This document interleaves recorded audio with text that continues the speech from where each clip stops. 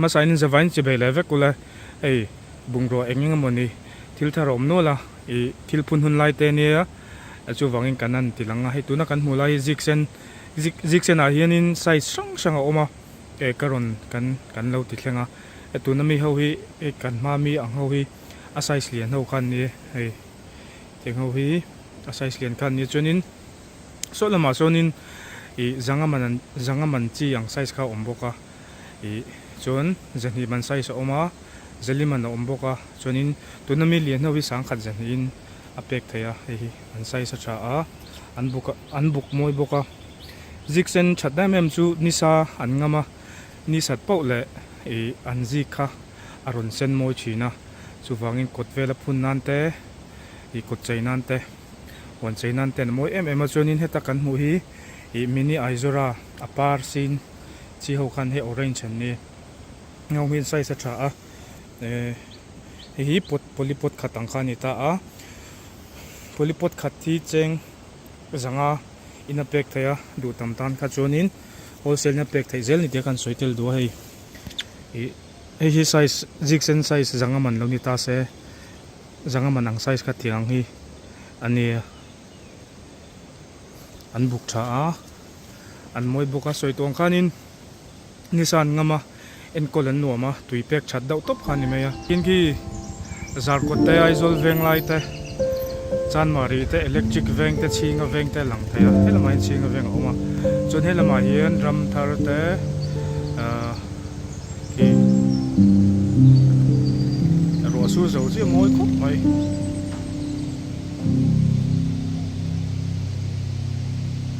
chon kanom na la hi e am veng south community hall atanga tlan phai khanin lo tlan phai cha khan district zel am veng east presbyterian biak na lo oma chon am veng east presbyterian biak na chang khanin veilam zelai non tlan phai zelanga motor tlan thaina kongpui topa heta hen khula kon thibal bula kon konga topa ta chun on kal phai turani chunin I phone number dekha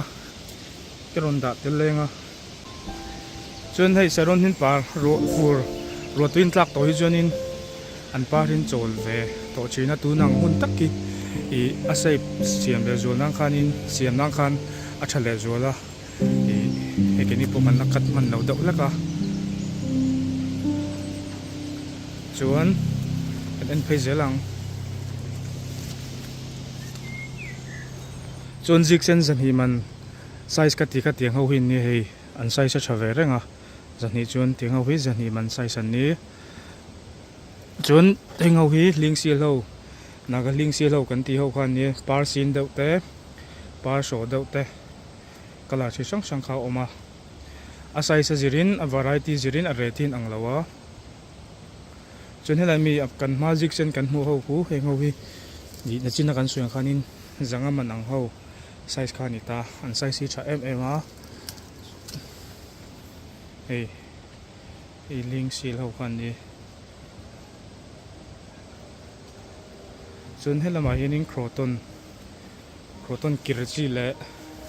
e pot khatai nan buk thakop mai hei tengoi pot khat zangai na pek the lak tam chuan atlom zel thei ni pot khat zanga ni chun heng ho hi farbial hi size sin hi oma tunami size ho hi zathum somain apek the chuanin a size lian ai size lian le set oma hei a bol amum zong pokat le mina size lian ve dau zoka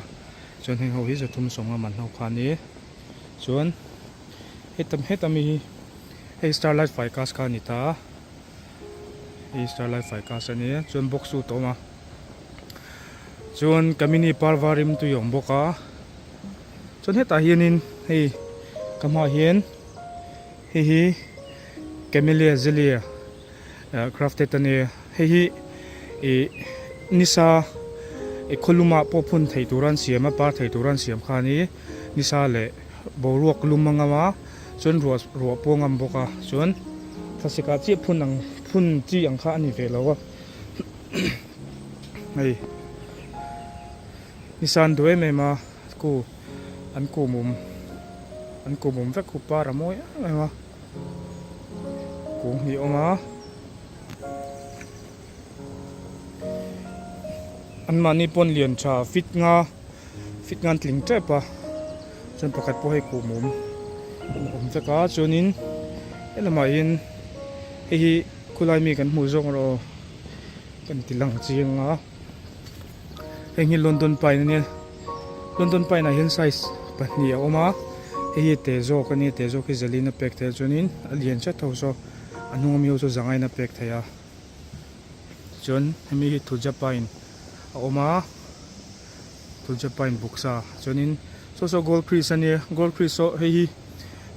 gold crease tau ne hi abial chi ni ta chuan hi along chi asai chi kha ni vele ta mi pol lei tur oma ate pol lei tur oma zathum man le zanga man omboka chuan hi Texas size ani hi pa nisan ngam bokai poimo ema anna hi popheka nisan ngama chuan hi mende villa waren ta a chuan tain thing sil chi sang kha hei lom la chau bokani chuanin soi mai don hei kroton moi chi Bangkok kroton ang chi kha a oma arang moi rek ang chi kha chuanin hemi hi faikas rang ni faikas rang hi moi kop mai hei thil rang kan du boka hi faikas rang a oma nama hian hei starlight faikas lian a oma chuanin thei hi tlem I kalak pel le lichi seedless lichi oma pangkai te sunhura sen te custard apple chon 1 kg guava lian pui chi kha oma chonin thei hai BN70 te blackstone mango maiya zeki ti te langra ti te katimon te leitu kha tlem khakala bela chon prom gan nei to oma chon coconut hena dwarf chi le apa ngai chi kha oma dwarfi tlemin to ve dawa chon boreira lian oma valencia a oma chonin masombi oma chiku oma seedless nimbu omboka chon se tok chung sen omboka kan li chi thaem ema I ara bil chi khan ni chon hi ji lak tamin atlom theizel ni chonin mulberry omboka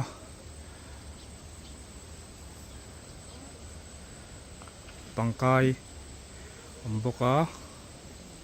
awi thei kha tlem apun huna lan ni reng thawa chong kol sun lu omboka chonin start theiro thum chi hala om tel boka chon heta hianin pencil pai ni tlem ala om boka fit songvel chu ni hei a chenin la to a chon heta hian typing guava hi hei achung sen typing guava kha oma chon he pul tlem ala om boka chuan has variety has avocado kan ti bi kher asai chi khatlem kala bel le order a omno lawang khanin ki camellia chu so lai sonin so an tona la chu alang chen em so ta son an zom chawa hei hi kholum ngai turan chi amani hei an moi khop mai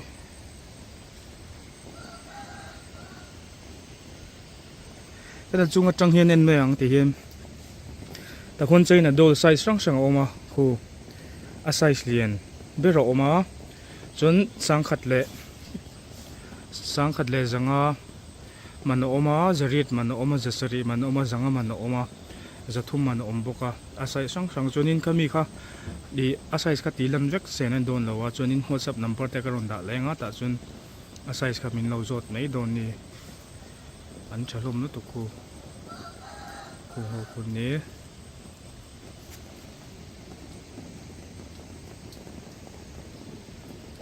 em sim mang heng chaina dol chu hei elai size lian nawi hei muanga hei a buk tha sang boka fit nga borvel do vekan ni an size a buk tha a chun helai mi ho hi hei hengoi zanga man size su ni ta ni chunin zanga man size ni chuna lian hi sang khat zanga inna pek thaya chunin kan report thei veka an si tu chu hei zathum man size chaina dol hi tu nai sala nom em a ma se tuipek chaturani ama sa kan soi ang khan tuipek chaturani chonin mun thim taman om theilawa mun thovenga inchung kan da pon borok lu tam thaya eng mutam se thim le rupa an thei lawa choni ni tin tui pek tur ania a lei hi kan phum tel china wangin kan report sak te po kan phum chin kan phum tel china wangin lei hi chu wangin a saka phai lei hi chu wangin tui pek ne tur ni tui dam do pek chin tur hengoi sang kha janga man chu ni ta chun lai mi wi janga man sai su ni le ta ni chun hei tlema te le vela da set an buk thathawa heng ho so zariat le jasari man omboka ki takin jasari man ho atam du thlan tura tam mai ei an sai sa tha an moyan hai atle deuh set seta in chung lampang plants kan en lenga parchi te po chun ta hian bop pot khata hin bul ni zel oma chon king palm oma chen heta hian in snow white thei snow white moi lu to kan buk moi sa ko snow white ta oma chon heta in fidil moi ho mai a oma ki chuan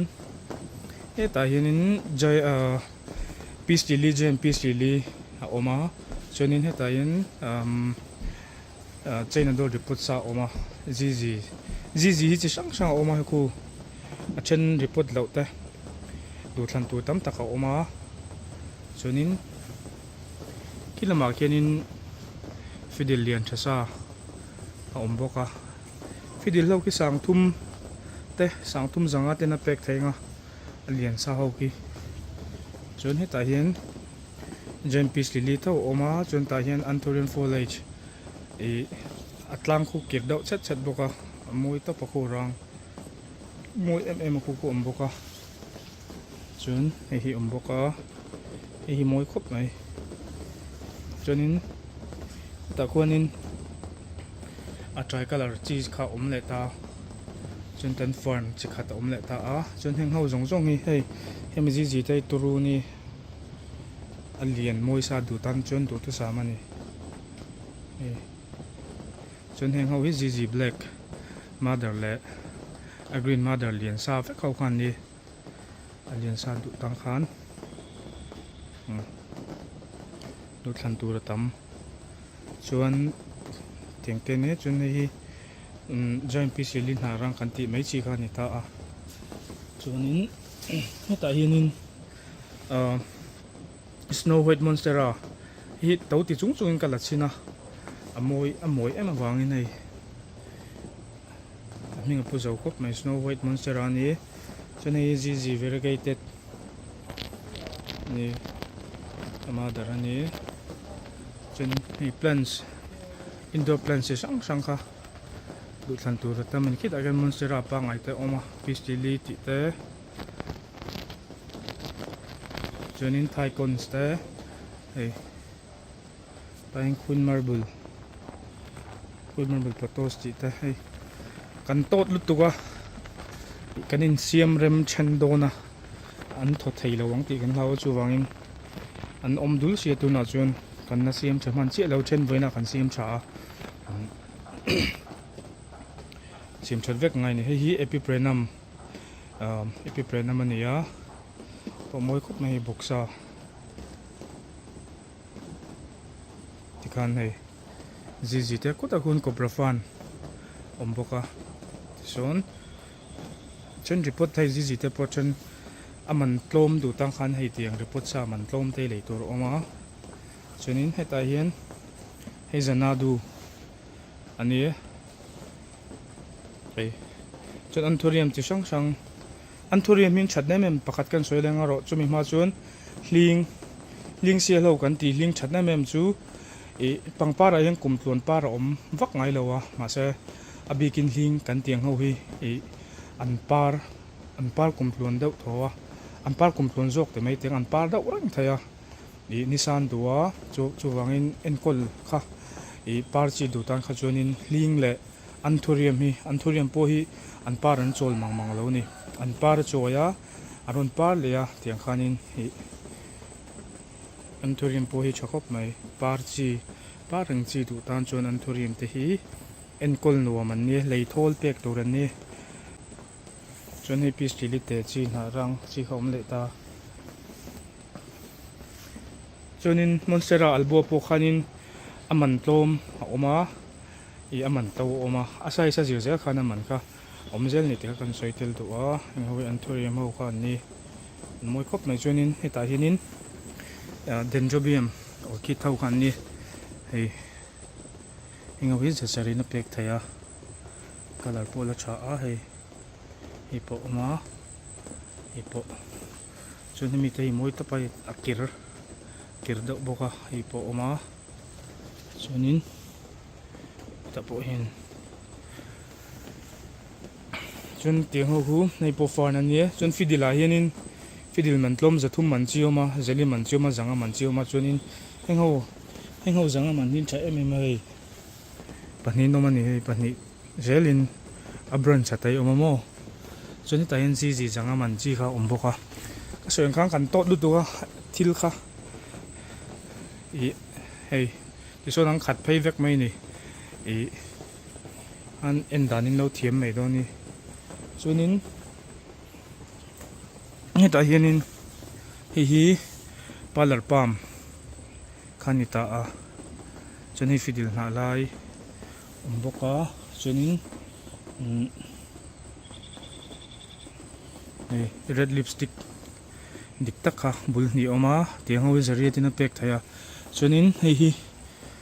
khu pink princess marble galaxy chizo khani marble galaxy chizo ko hrang arang na chizo kha te khani untikon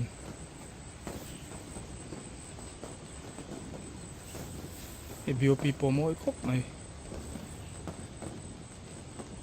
atlang lamai chuanin hei saron vel kan da na thin khani le thil kan vi phun na kan vi nu na ang kan vi nu na thin khani hei saron chu an para chuai to ka ti kha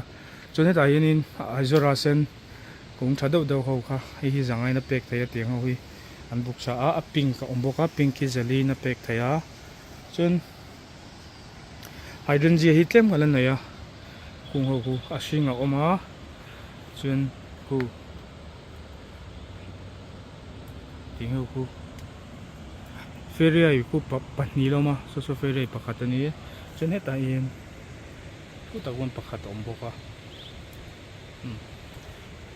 pun nampang chu thitwa simsiwa hei acha namparan choi to nikum ma dar kan avi tura kan ti kan nei ang ho khani kan chep chuak ve to ta changin chune hi bottle brush khani ta bottle brush size te ta a so ron om thar le ho kan ti thar le ho kan phun thar ho ni hydrangea tho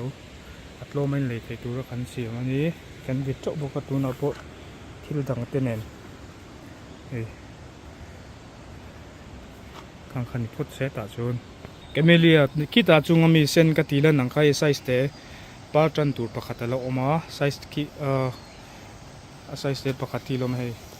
pa tran don so lai son fidil na rang so fidil na rang tu tang khan lo oma chune mi hi bon khop maya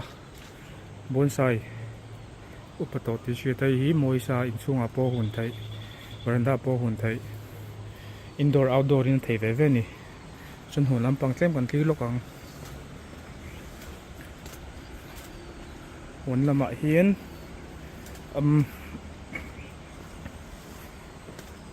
eden erika pam lian sang thapui pui buk do ho kha oma kingo sang kha jangai na pek thaya chunin heta hian rihnim kha omboka buk moi sa ki takin pahni lo omboka chunai plan so kha chi sang kha oma hete po moi khop mai chuan hetan piece dili te chi kha oma ni na poi moi chuan te hi far moi do te khani hei an ma ni khoi nu man name thep mai ni hi omboka chun so ta chun achi dang chi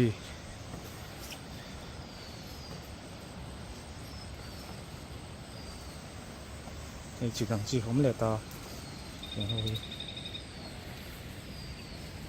hei hi point moi khop nei chuan ka pam te nei tur oma nakpur range le malo oma chuanin toito ei crafted rama chi kha omboka ei far ka ti te chuan moi khop mai ti hoi mo an mani name beka chuanin helan far bial te zan hi so man chi kha omboka chuan American beauty berry an ti mai moi sip te do kha ombok ta ni ku ta kuan chuan ten thei hai tlem kha ombok ta far hrang te khan hei an perfect mai nen moi lu tu ka song ho te so arau keria ala oma etan thu japain omboka alian sa dutan khan thu japain hi omboka chuan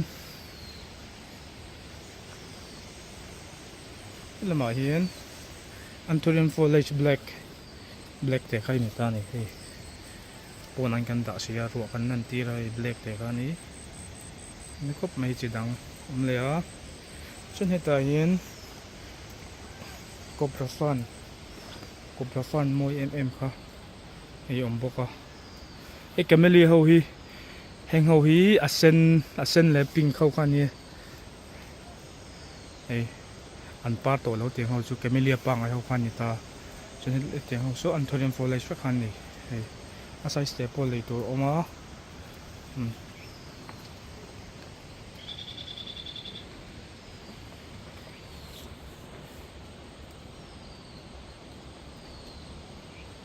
khang ho kha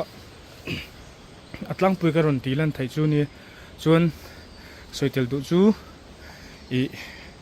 na tholai te lo ma boy lai te lom ve ta tinga khanin message te kan lo chang lok man thei lo china i call te ro lu china pek te tinga ya order sa te lo siam te nga ya kata te khanin do thei ta ke mi lo hak china kan nom china chu wangin mi lo hak zel ula chuan in tan thei to pan so zelanga thil plants te pangpar te man le man tlom zo kain lei thei nan i kan ti zel do ni ti kha kan soitel do chon khuta konin golden shower par eng wai tha sep pangchi moi do kha a size te lei tur man chang do em kung po ku an cha a chonin a tilama ka soyang khanin i phone number ka lo danga chonin i phone number kha min lo be nga chonin a WhatsApp group om du te po kha group kan siama om thei ve ka tin de phone number changin kanin zo tanga khanin in thil du zong te in lo soi mai do ni ti kha atop nan kan soi du ani in zawain mang chawe kula